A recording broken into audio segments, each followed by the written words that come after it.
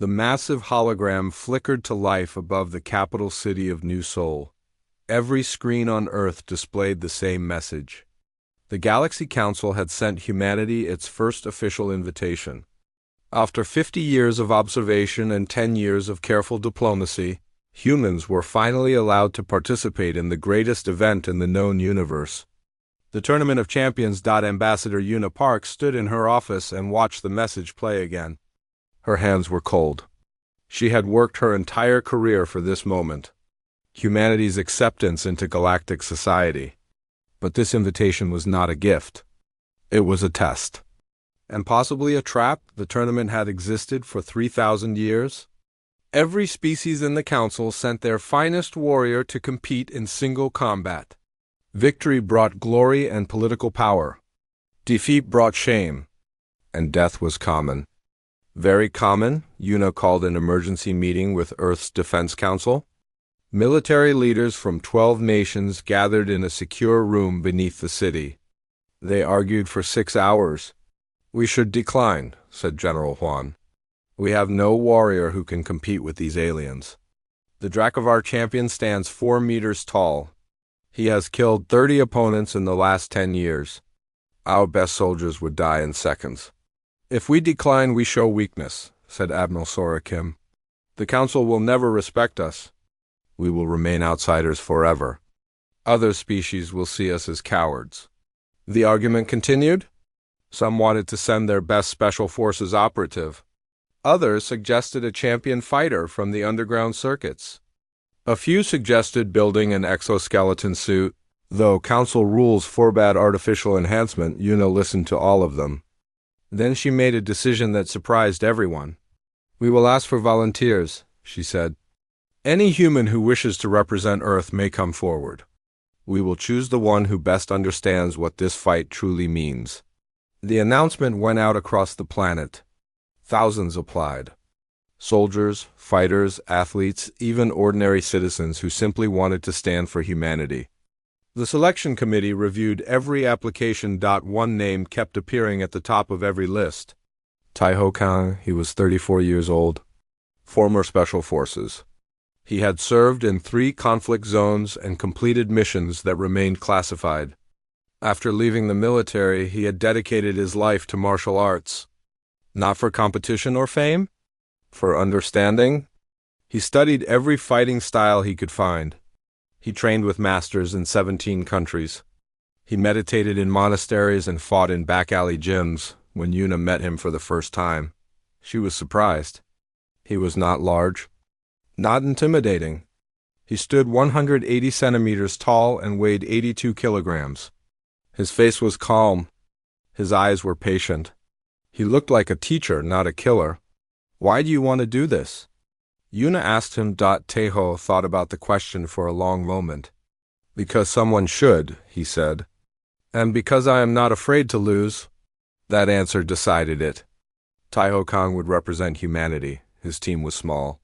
His sister Jiwon was a combat medic who had saved his life twice during his military service. She knew his body better than any doctor. His old friend Doyan was a tactical analyst who could study any opponent and find weakness. Together, the 3 of them would travel to the arena world. The journey took 2 weeks. Their ship was tiny compared to the massive cruisers of other species. When they arrived at the planet Vilor, Taiho looked through the window and felt the size of what he faced. The arena was visible from orbit. A structure so large it could hold 5 million spectators. It sat in the center of a city that spread across an entire continent. Ships from every corner of the galaxy filled the sky. Millions of beings had come to watch the tournament. When their ship landed, a council official was waiting. He was a tall creature with blue skin and 4 eyes. He looked at the human delegation and made a sound that their translator interpreted as laughter. "This is the human champion?" The official said, "He is so small. I thought perhaps humans were larger. This must be a mistake." "No mistake," Yuna said. Her voice was steady. "This is Taiho Kang. He will compete." The official shrugged. "Very well. His death will be quick, at least. The Dracovar are not cruel. They kill efficiently. Word spread through the arena complex within hours. The humans had sent a tiny warrior. No claws, no armor, no venom or special abilities. Just soft skin and small muscles. The other delegations found this hilarious.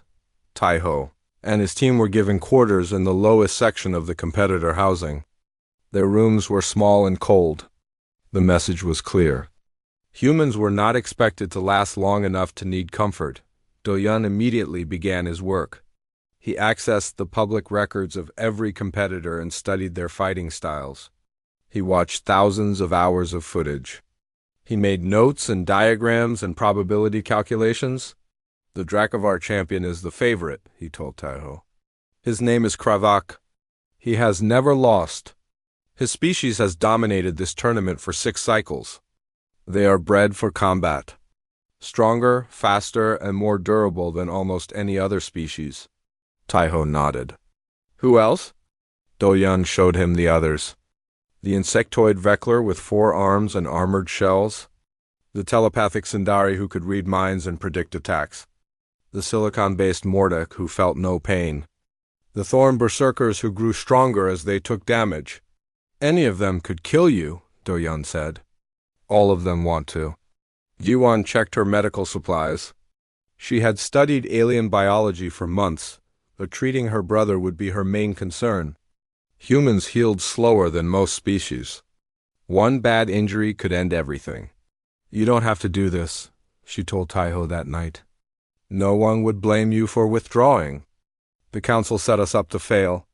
Taiho was stretching on the floor of his small room. He moved slowly, deliberately, feeling every muscle. They expect us to fail, he said. That is why we must not. The next morning, the bracket was announced. Taiho's first opponent was Gorath of the Vekler. A veteran of 12 tournaments, he had killed 9 opponents in his career. His exoskeleton could stop bullets. His 4 arms could attack from multiple angles at once. The betting odds were posted throughout the complex. Taiho was listed at 500-1, the longest odds in tournament history. In the human section of the stands, only 47 people sat. Diplomats and support staff. They were surrounded by millions of aliens who had come to watch the show. Yuna found Taiho in the preparation room before the fight. He was sitting alone, eyes closed, breathing slowly. The whole galaxy is watching, she said. Whatever happens in there, you have already shown them courage. Taiho opened his eyes. Courage is not enough, he said. But it is where we start. He stood and walked toward the arena entrance. The sound of 5 million voices washed over him like a wave.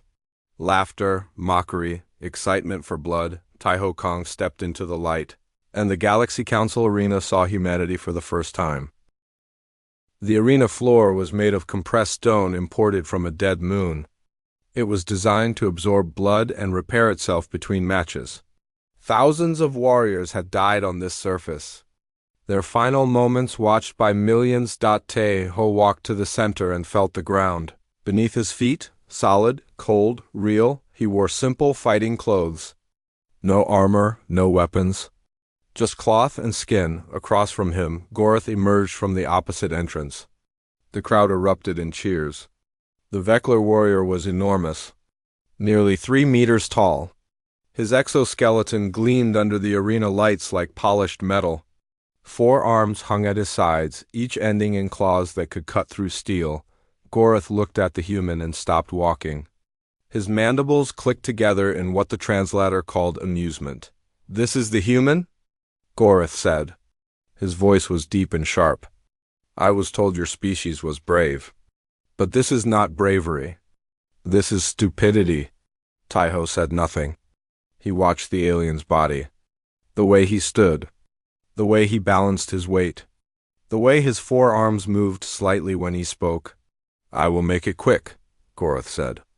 Out of respect for the dead. You came far to die. The arena announcer's voice boomed across the stadium. 5 million beings fell silent.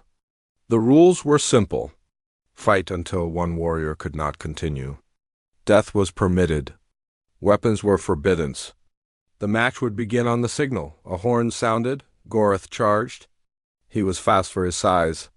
much faster than Taiho had expected. His forearms spread wide to grab the human from multiple angles. There would be no escape, no dodging. Just death. Taiho moved. He did not run away. He ran forward, directly at the charging alien.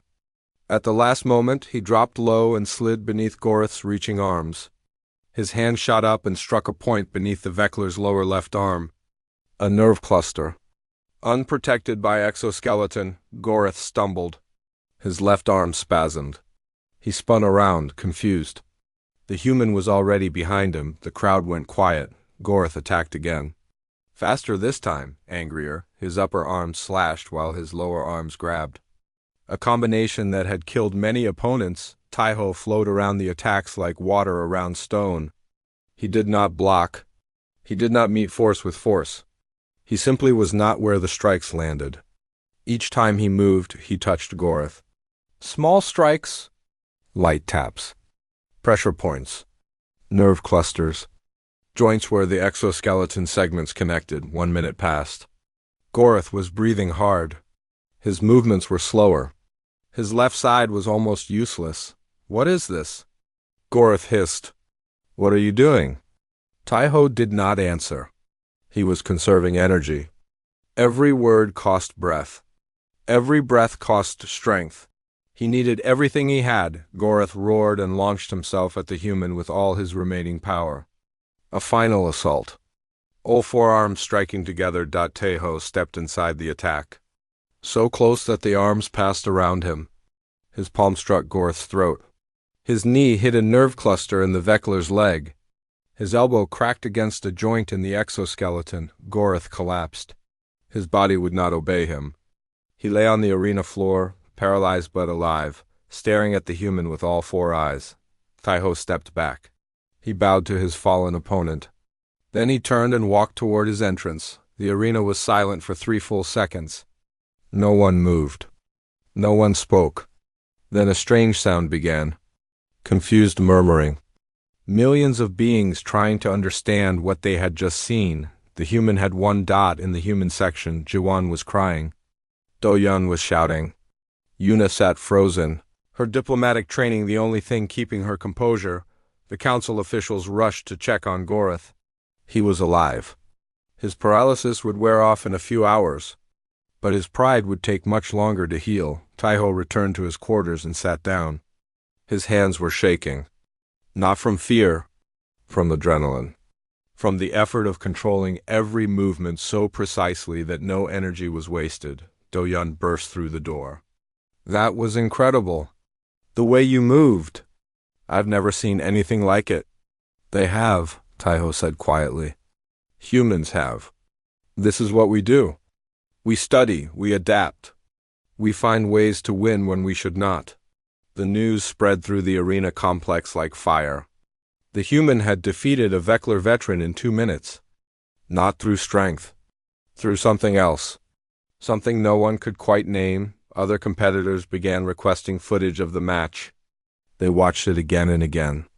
The human's movements made no sense. He seemed to know where attacks would come before they came. He seemed to know exactly where to strike to cause maximum damage with minimum force. He is weak, said one Dracovar warrior, watching the footage with his team. He won through tricks. Our scales would stop his little taps. But others were not so sure. The next match came 3 days later. Taiho's opponent was a Mordic, silicon-based life form. Their bodies were made of living crystal. They felt no pain. They had no nerve clusters to attack. Do-Yun worked without sleep to find a solution. Their bodies generate heat, he told Taiho. They have cooling vents on their backs. If those vents are blocked, they overheat and shut down. The fight was longer this time. Taiho spent 10 minutes avoiding the Mordak's crushing blows. The crystal fists shattered the arena floor where they landed. 1 hit would kill him. But 1 hit never came. Taiho moved constantly. Not retreating, circling, waiting. When the moment came, he struck the cooling vents with a precise combination. Then he ran. He made the Mordic chase him. Made it work. Made it heat up. 8 minutes later, the Mordic collapsed. Overheated, unconscious. Another victory. More confusion. More fear. The third opponent was a Sundari, telepathic. They could read minds and see attacks before they happened. They had never lost to a non-telepathic species. Taiho meditated for 20 hours before the match. He emptied his mind completely. When he entered the arena, he was not thinking about attacks. He was not thinking about defense. He was not thinking at all, the Sundari screamed in frustration. There is nothing. His mind is empty. Taiho fought on pure instinct. Muscle memory built over 20 years of training. His body moved without conscious thought. The Sundari could not predict what even Taiho himself did not know. The match lasted 15 minutes.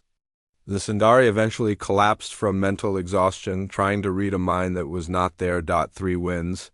3 impossible victories. The galaxy began to pay attention. Analysts studied human history.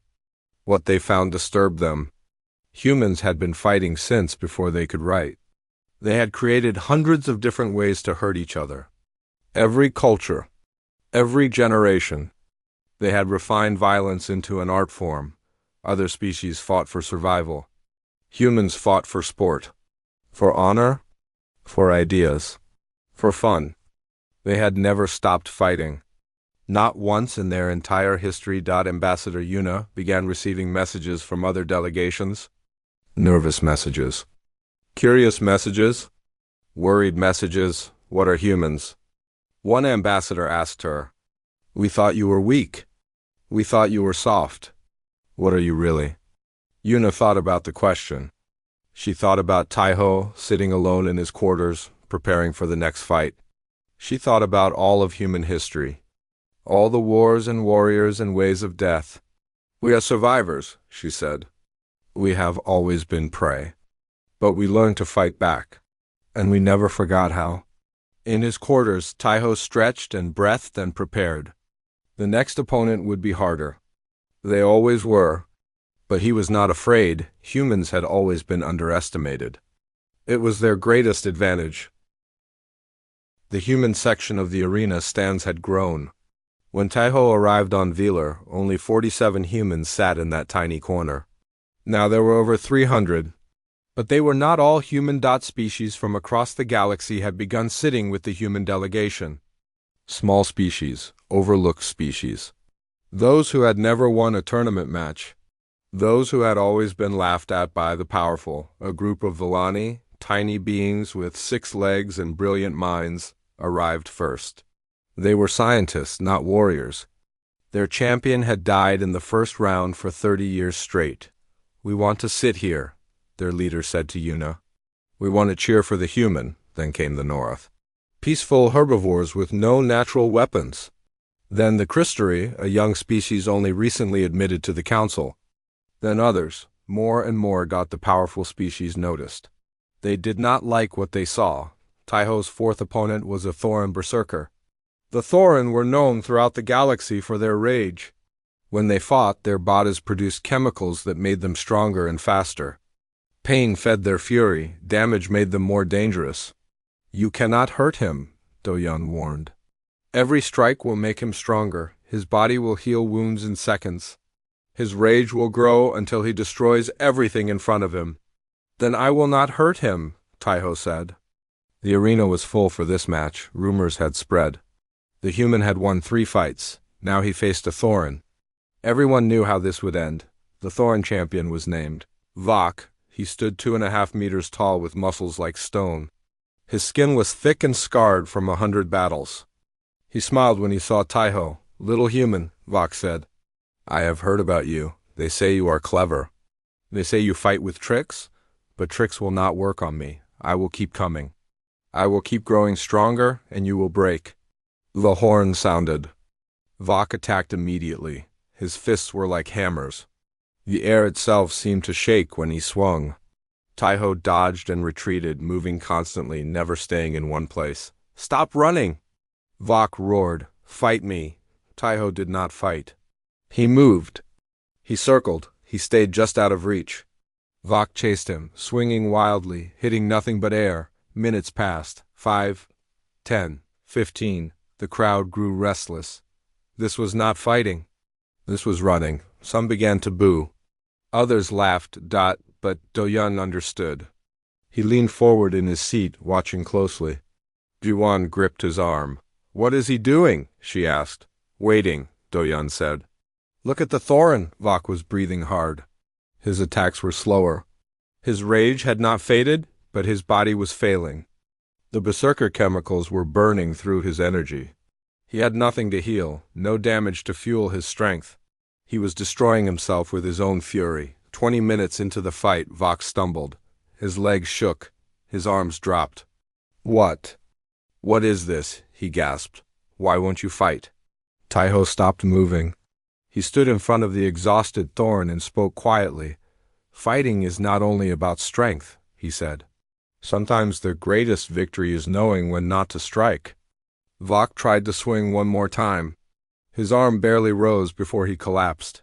His body had burned through everything. He lay on the arena floor, conscious but unable to move. Taiho bowed and walked away. The arena was silent again. But this time the silence felt different. This time it felt like fear. In the council chambers, the representatives met in emergency session. The Dracovar delegation demanded action. "This human makes a mockery of the tournament," their ambassador said. "He does not fight with honor. He uses tricks and deception. This is not what the arena was built for." "He has broken no rules," said the Villani representative. "He has won fairly every time." "Fairly?" The Dracovar slammed his fist on the table. "He shamas his opponents. He makes them look foolish. This is not combat.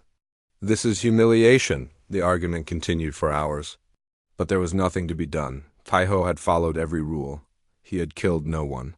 He had cheated in no way. He had simply won. Back in the human quarters, Yuna met with her team. The situation was becoming dangerous. Other species were angry. The balance of power in the council was shifting. Everything they had worked for could be destroyed if they moved wrong. "We should consider withdrawing," said one of her advisors. "We have made our point. Humans are not weak. We can leave with dignity. If we leave now, we show fear," Yuna said. "We show that we can be pressured. Every species that came to sit with us will be abandoned. We cannot do that." Taiho sat in the corner, listening. He rarely spoke during these meetings. He understood politics, but he did not enjoy them. "What do you want to do?"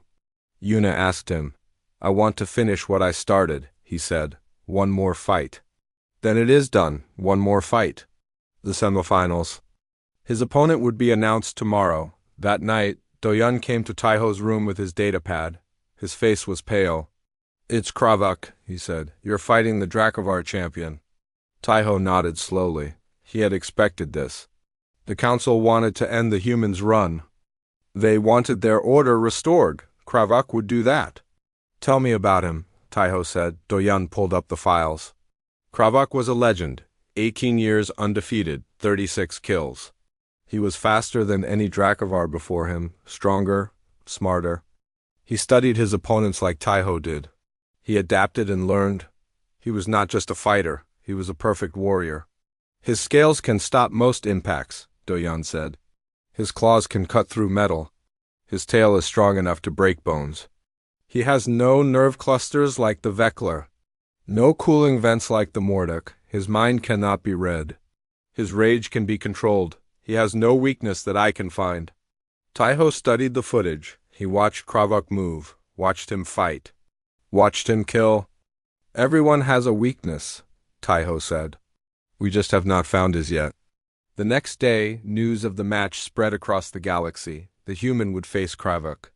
Every screen on 100 worlds showed the announcement. This was what everyone had been waiting for. In the human section of the stands, more beings arrived. Hundreds now, perhaps thousands. They came to see the impossible. They came to see the small defeat the mighty, or they came to see the small die trying. Ji-won found Taiho in the training room late that night. He was practicing alone, slow movements, precise, controlled. "I've been looking at Kravak's previous opponents," she said. "The injuries are severe. Even the ones who survived never fought again. Broken spines, crushed organs, brain damage." Taiho did not stop moving. "I know, you could die. Really die, not just lose, I know, Jiwan watched her brother. She had seen him face death before, in the military, in the streets, in the underground fights where rules did not exist. But this was different. This was chosen, this was deliberate. Why? She asked. Why does this matter so much? Taiho finally stopped. He turned to face her. Because if I do not fight, then we are what they think we are. Small, weak, afraid. But if I fight, even if I lose, then we are something else. We are the species that stood up. We are the species that tried. That matters. That will always matter, Jiwan wanted to argue. She wanted to drag him back to Earth and never let him fight again, but she understood. She had always understood. Then we fight, she said. And we do not stop until it is finished, Taiho nodded. He returned to his practice, slow, precise, controlled. Outside, the galaxy waited. The final match was coming. And everything would change? The night before the fight, Taiho could not sleep. This was normal. He never slept well before a match. Instead, he sat in his small room and breathed. In and out. Slow and steady. Preparing his mind for what was coming. At 3 a.m, his door alarm sounded. Someone was trying to enter. Taiho rose silently and moved to the side of the door. If this was an attack, he would be ready. The door slid open. A small device rolled into the room.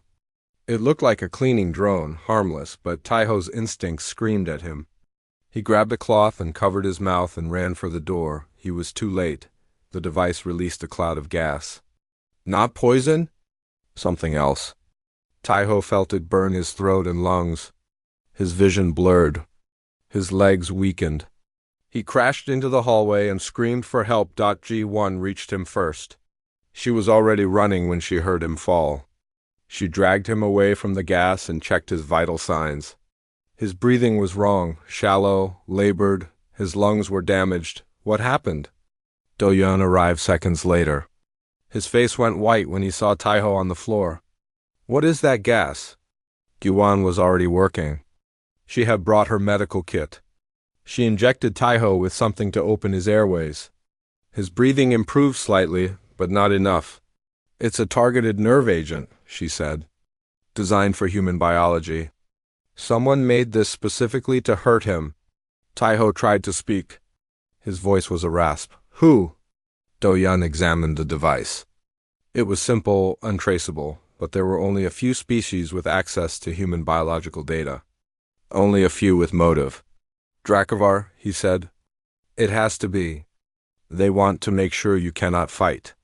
Within an hour, Yuna had contacted the council. She demanded an investigation. She presented the evidence.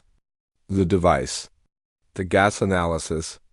The timing. The council officials listened politely. Then they dismissed the complaint. The evidence is inconclusive, the head official said. The device could have been placed by anyone. Perhaps a gambler who bet against the human. Perhaps a jealous competitor. We cannot accuse a major species without proof. This is proof, Yuna said. This is an attempt to murder our champion. It is speculation, the official said. The match will proceed as scheduled. If your champion cannot fight, he may withdraw.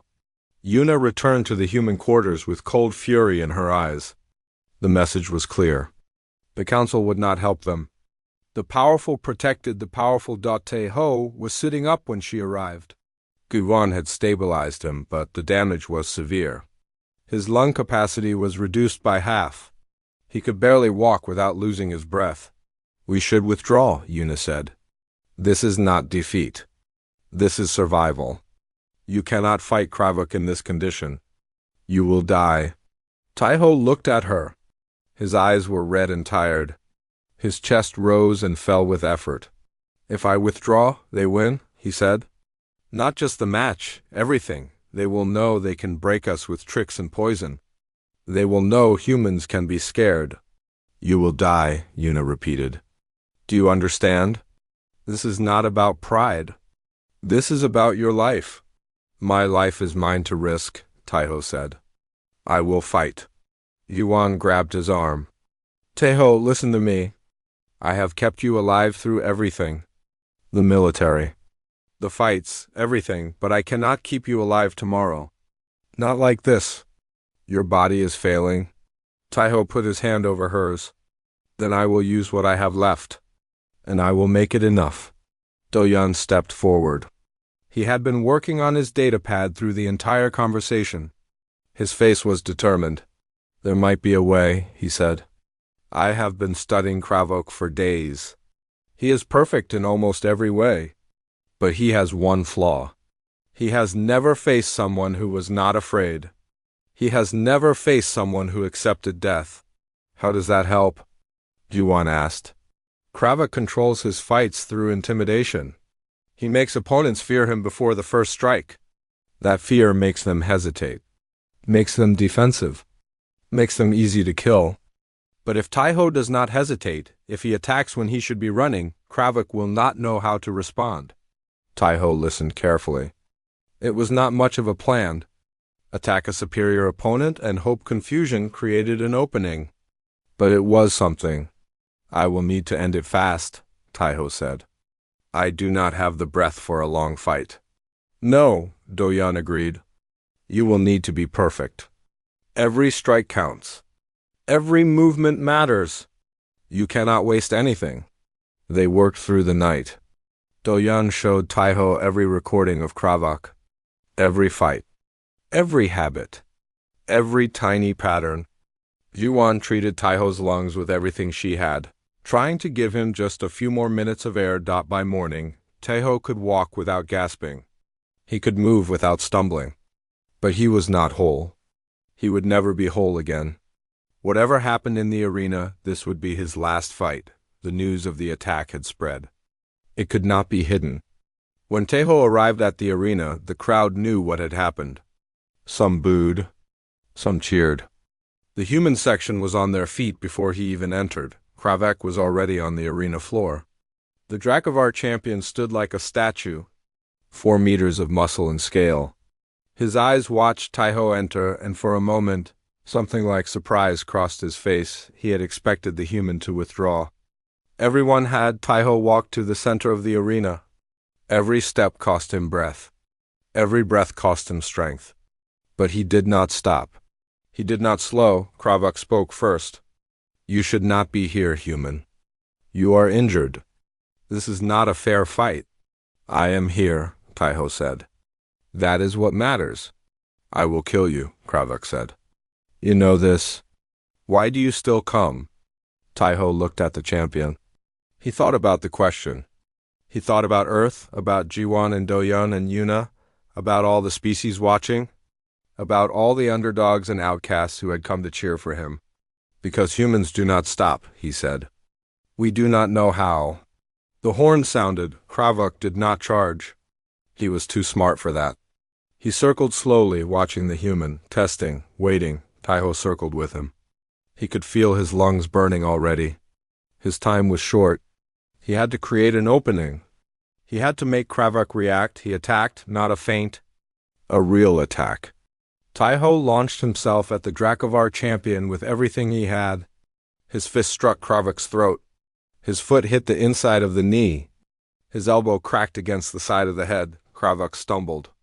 Not from damage, from shock.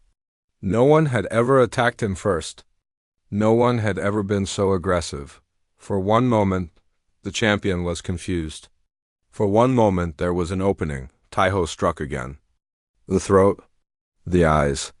The joints between scales, precise, controlled, perfect, but it was not enough. Kravok recovered. His tail swept low and caught Taiho's legs. The human went down hard.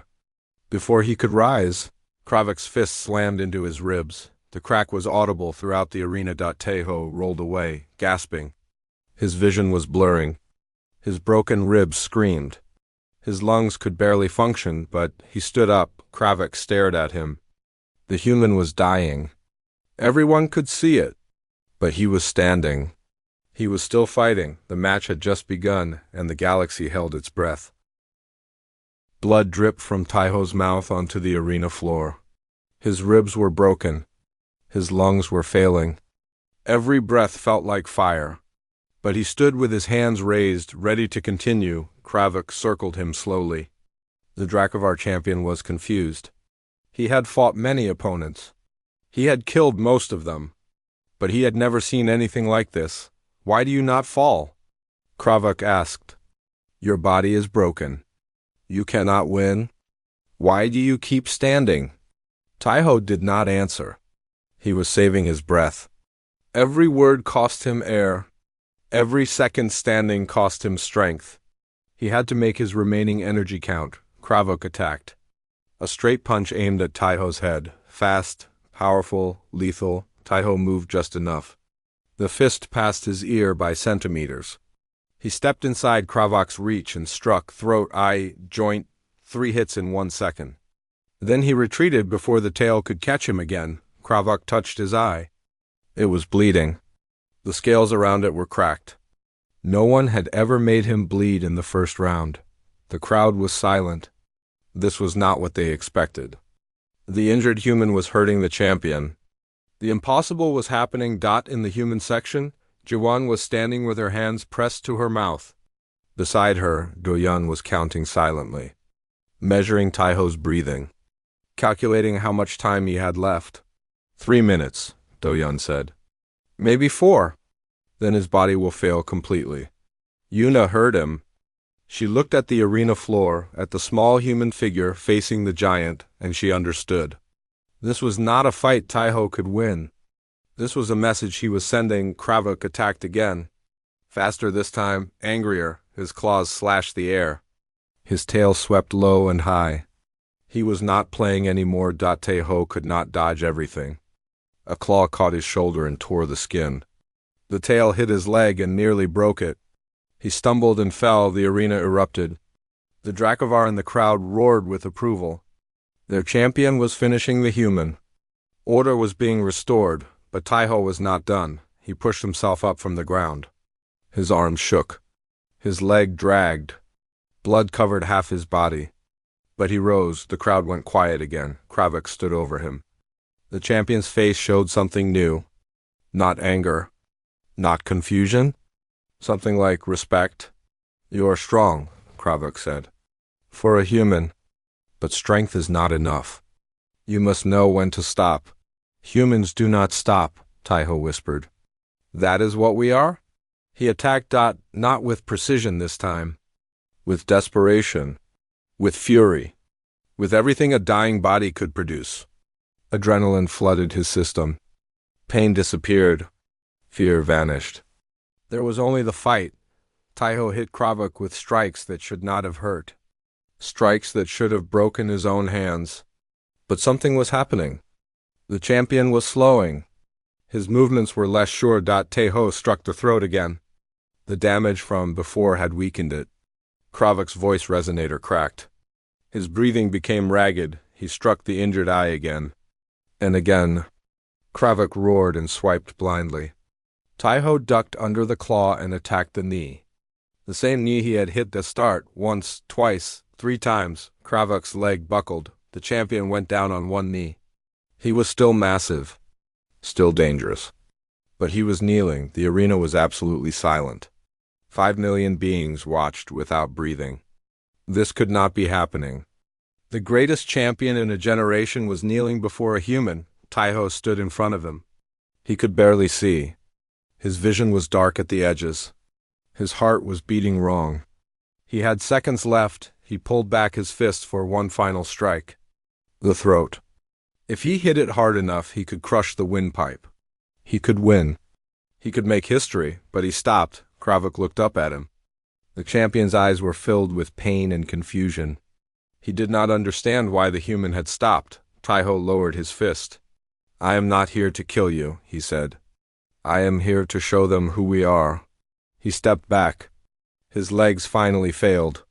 He collapsed onto the arena floor. For a long moment, nothing happened. Kravuk knelt there, bleeding and broken. Taiho lay there, barely alive. The crowd did not know what to do. Then Kravuk moved. The champion pushed himself up on his injured leg. He limped toward the fallen human. The crowd thought he would finish the job, end the fight properly. Instead, Kravuk reached down and lifted Taiho from the ground. He held the human up so everyone could see. "This warrior has defeated me," Kravik said. His voice was damaged, but it carried across the silent arena. Not with strength, not with size, with will, with heart. He has shown what his species truly is. He set Taiho on his feet. The human could barely stand, but Kravik held him steady. I yield, Kravik said. The arena exploded. The human section screamed with joy. The underdogs and outcasts jumped and cried. Even some of the powerful species cheered. They had never seen anything like this. Ji-Wan ran onto the arena floor. She reached Taiho and caught him as he finally collapsed. Her medical team surrounded them, working desperately to keep him alive. You did it, she said through her tears. You actually did it. Taiho could barely speak. His eyes were closing, but he smiled. We did it, he whispered. The days that followed changed everything. Taiho survived, barely. Ji-Wan and her team worked for 72 hours straight to repair the damage. He would never fight again. His lungs were too scarred, his body too broken. But he was alive. The council met in emergency session. The attack before the match could no longer be ignored. Other species demanded an investigation. The Dracovar responsible were found and punished. A new rule was created. Any attempt to harm a competitor outside the arena would result in permanent ban from the council. Humanity was given a seat on the Security Council, not through politics or negotiation. Through one warrior who showed the galaxy what humans were made of. Yuna stood before the full council and accepted the position. Behind her, Taiho sat in the chair, still recovering. Do-Yun and Ji-Wan stood at his sides. We came to this tournament as strangers, Yuna said. We were mocked and underestimated. We were told we did not belong. But we have shown you something important. Humans do not give up. We do not stop. We rise when we fall, and we always keep going. The council chamber was silent. Then slowly the applause began. Months later, Taiho returned to Velar, not as a fighter. As a teacher, he opened the small training hall near the arena. Warriors from across the galaxy came to learn from him. Not fighting techniques. Something else. I cannot teach you to be stronger, he told them. I cannot make you faster or tougher, but I can teach you to rise when you fall. I can teach you to keep going when your body says stop. That is what humans know. That is what I can share. The students came from every species. Dracovar and Vekler and Thorn and more. They trained together. They learned together. They became something new. Kravik came once. The former champion stood at the door of the training hall and watched for a long time. Then he walked inside. I want to learn, he said. Taiho looked at him. The being who had nearly killed him. The being he had nearly killed. Then we will begin, he said. The galaxy had learned a lesson. Never underestimate the small. Never mock the weak. Because the species that invented the word underdog had also invented 1,000 ways to win, and they never, ever stopped trying. Yuna returned to Earth as a hero. She continued her work with the Council, building bridges between species, creating alliances that had never existed before. Humans were no longer outsiders. They were partners. They were respected. Do-Yun published his analysis of the tournament. Every military academy and 12-star systems made it required reading. His work on human combat philosophy became the foundation of a new field of study. G1 established the first cross-species medical exchange. Human doctors learned alien biology. Alien doctors learned human resilience. Together, they saved lives that could never have been saved before, and Taiho taught. Every day, every student, he gave them what he had, the knowledge that falling down is not the end, that losing is not defeat, that the fight goes on as long as you choose to continue. The story spread across the galaxy. The human who stood when he should have fallen, the human who fought when he should have died, the human who won when victory was impossible. They called it the greatest match in arena history. They called Taiho the finest warrior they had ever seen, but Taiho just called it Tuesday, because for humans, the impossible was just another word for not yet, and tomorrow was always another chance to rise.